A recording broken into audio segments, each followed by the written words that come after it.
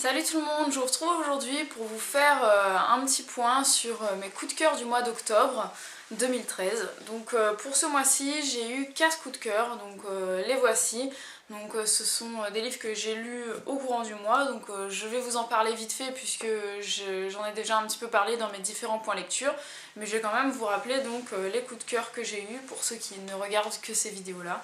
Donc tout d'abord, j'ai lu Le bonheur est simple de Jane Green.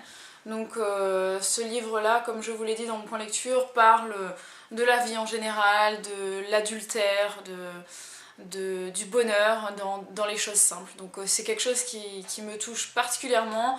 Je le conseille à absolument tout le monde et voilà, c'est vraiment une petite perle, c'est vraiment très agréable à lire. Donc à toute époque de l'année et je pense pour n'importe qui de n'importe quel âge. Ensuite j'ai eu un gros coup de cœur pour 1000 soleils splendides de Khaled Hosseini. Donc là également, tout comme je vous l'ai dit dans une précédente vidéo, je ne vais pas trouver les mots pour décrire ce roman, je vous invite simplement à aller le découvrir. Ça parle des femmes, de la vie des femmes en Afghanistan.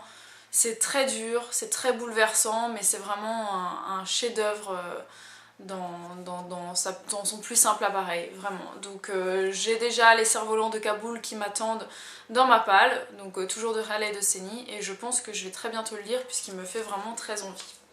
Donc voilà, à lire absolument.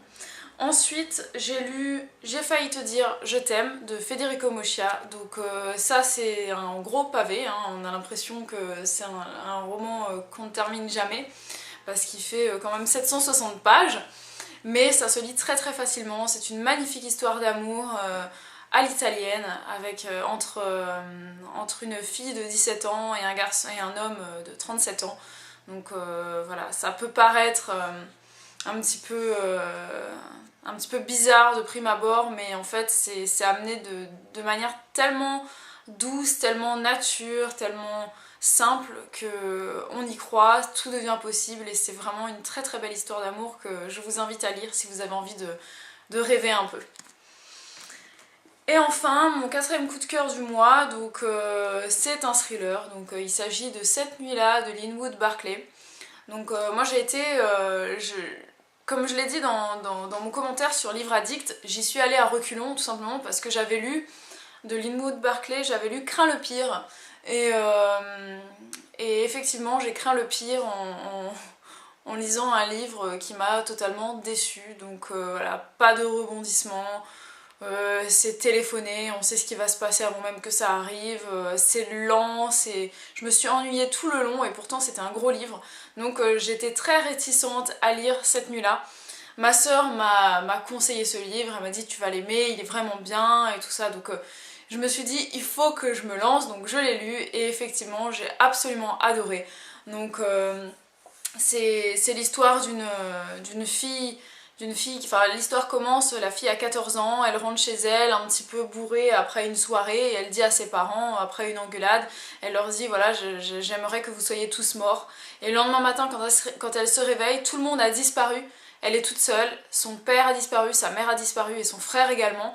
Et ensuite on la suit à son âge adulte et elle essaie de comprendre qu'est-ce qui s'est passé cette fameuse nuit-là où tout le monde a disparu, qu'est-ce qui leur est arrivé.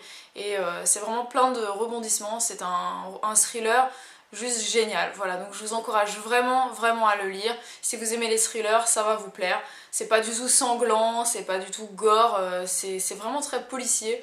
Et roman psychologique à la fois, enfin thriller psychologique à la fois, juste top top top. Voilà. Donc j'espère que cette petite vidéo vous a plu, mettez-moi un petit pouce vert si vous avez aimé, c'était très bref puisque je n'ai eu que 4 coups de cœur et que j'ai pas envie de trop me répéter par rapport à mes points lecture, donc dites-moi ce que vous en avez pensé, est-ce que vous avez lu ces livres, est-ce que vous avez envie d'en lire certains, et puis moi je vous retrouve très vite pour de nouvelles lectures.